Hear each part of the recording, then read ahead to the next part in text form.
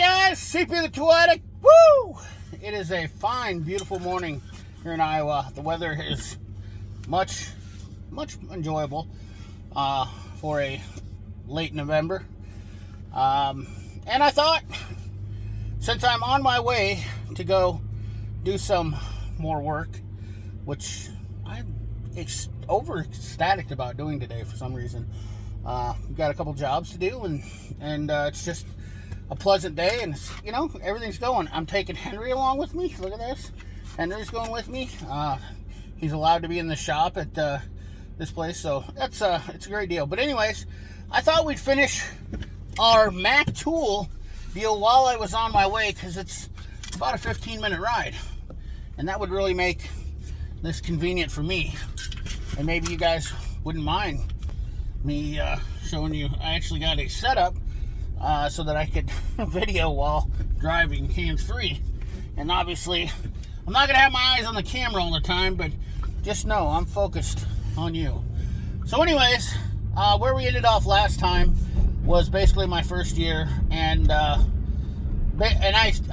think you guys have probably gathered by now that we had started mid-year of 2002, and this was 2003 now, and I made it through the winter, and we made it through the next year, and this is our first full year. We missed a tool fair, and now we're heading through. I'm feeling pretty confident, to be honest with you. At this point, I'm feeling pretty confident in how things are going. I've started to learn things. I've really started to pick up on SKUs. Now, something you guys should know about me is that I have a very, very good memory once you've gotten in. I have a steel trap for memory. When I meet people, I remember faces, I remember places, I have photographic memory. I'm not good with remembering names, which obviously everybody has their thing. But me, I landmark stuff, and I associate things with some sort of thing. Something stands out. I was always like this when I was a kid. I always enjoyed, whenever I went somewhere, I landmarked or found something that I really enjoyed about that. I always found something positive, I guess is what it is. And that's kind of how I am with people. I always find something that I like about somebody. Instead of finding things that are negative, I always look for something that I like about somebody. And that is such a thing for life. With everybody out there, I remember, and I'm going to give you an example now. So I remember at this point into a year, my story was leading to a point. I remember into a year now, I was, had a couple guys that were intimidating, nonetheless. Intimidating. Like I said, I told you in the first, and I'd been working on these guys for a year.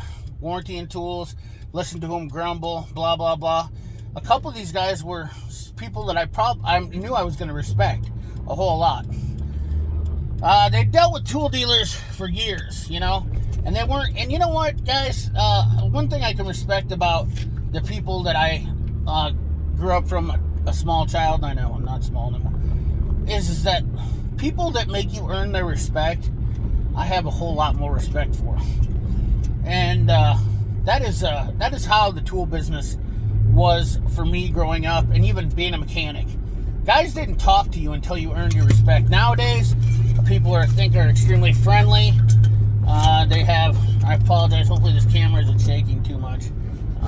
Let's see if I can try to, Henry wants to be in the shot. But hopefully you guys understand that, the respect is that I learned from earning respect from people made a huge difference in my life. Honestly, I felt like that was such a good thing, because once you earn somebody's respect, that was almost an accolade. Anyways, one guy, his name was Larry, I'm not going to get into his last name, was at a Ford shop, and I had pretty much taken over the entire shop. The Snap-on guy was out. I walked in there, guys came running to my truck, we all laughed, we all had fun, tons of people bought stuff. It was fantastic. We're in a 1 year, and Larry came out to my truck, and I'm going to say this was right around November-ish, and he says, Ford just came out with new 916 spark plug socket.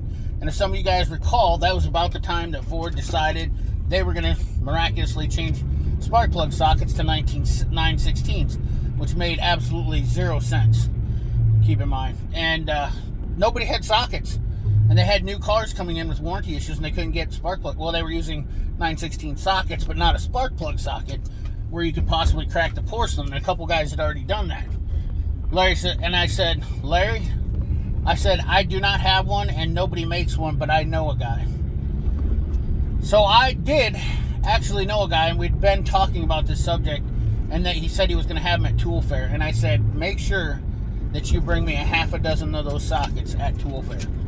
Okay, so keep in mind, I'm getting ready to go to my first Tool Fair, and we'll get into that too. So we're going to talk more about that Tool Fair.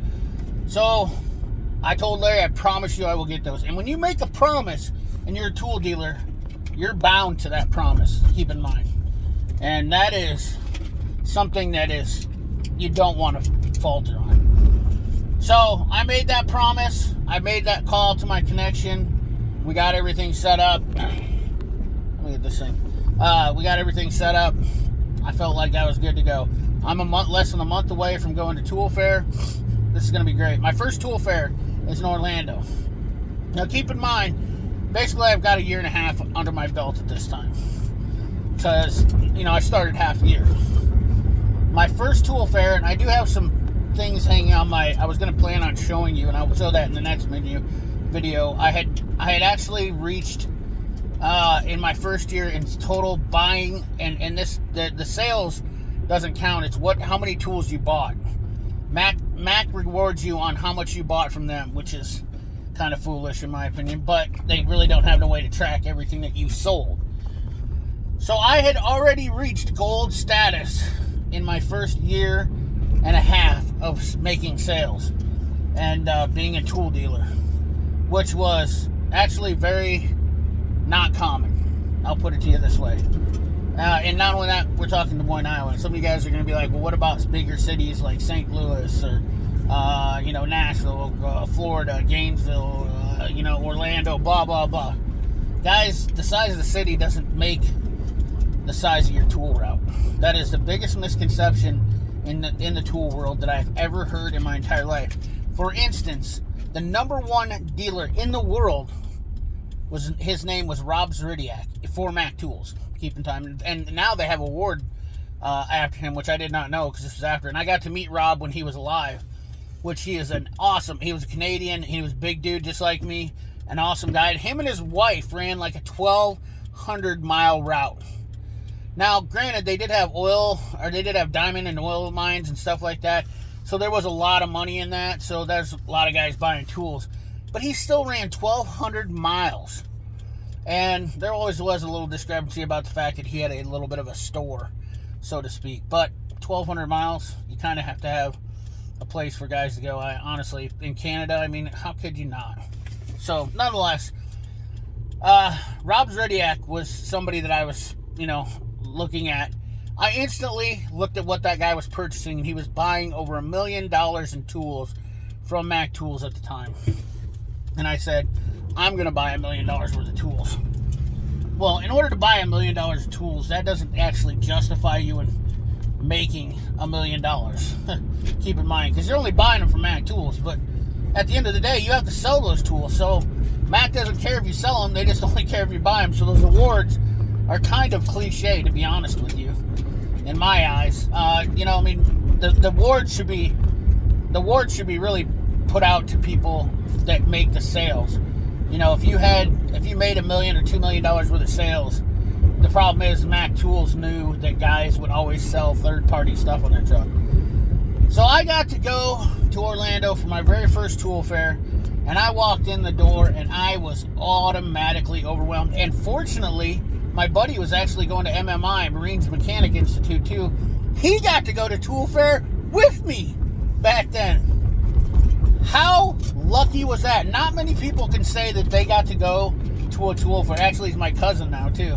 He married my cousin, so he's in the family now, but one of my best friends. And he was in Florida, in Orlando, at Marines Mechanics. And we got to meet the Gravedigger guys. They were there. I got pictures. I should break those out and show them. I think I do have pictures of when I was in Orlando. But nonetheless, we got to meet Scott Coletta, Connie Coletta. We got to meet John Force. All these people that that Matt sponsored back then. I think Elliott Sadler was there. I actually got to meet Carl Edwards, who was a super cool guy in my opinion. He was really nice guy. And he had at the time he was dating that really hot swimmer too, and she was there. So my very first tool fair, and then I'll be honest with you, I'm kind of a social, so I went in and I was just going crazy. All these new tools, and I got to meet people. I actually met the owners of Mechanics Time Savers there. I remember the guys from Durston Manufacturers. You guys might know them as Easy Red, Easy Red, and then Vim Tools. Durston Manufacturing actually derived of those three companies once upon a time, believe it or not, and they were out of California. How the conglomerate went where they split off, I have no idea what happened there, but Durston Manufacturers still makes stuff, I believe. I don't know if Vim owns Durston name now. Whatever, doesn't matter.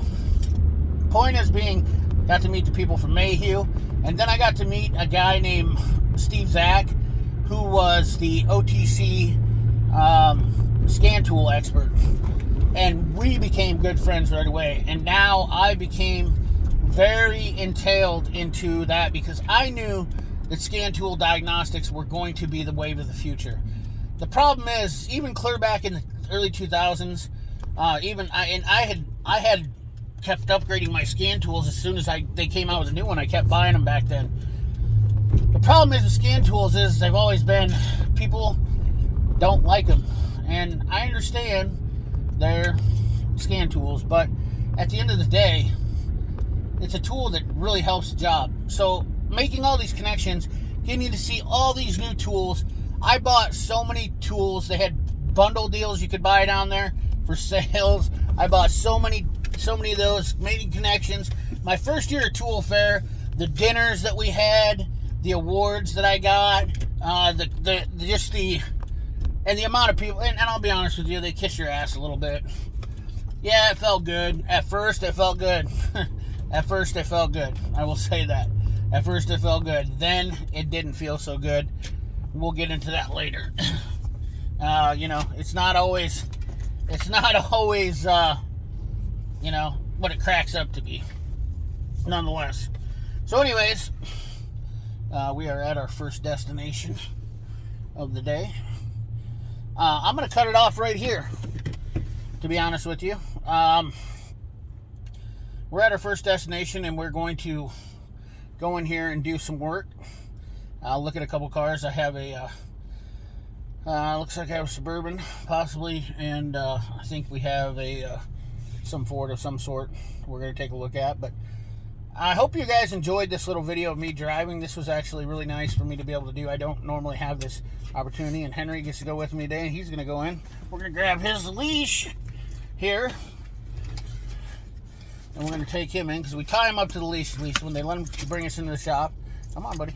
Come on. We let him tie up to the leash, and we'll put him in the shop, and then the office ladies will. The one lady just absolutely loves Henry, so that's why I bring him, because she just can't get enough. But anyways, guys, remember, like, comment, share, subscribe, ring that bell. Remember, keep your hands dirty and your money clean. Thanks for watching.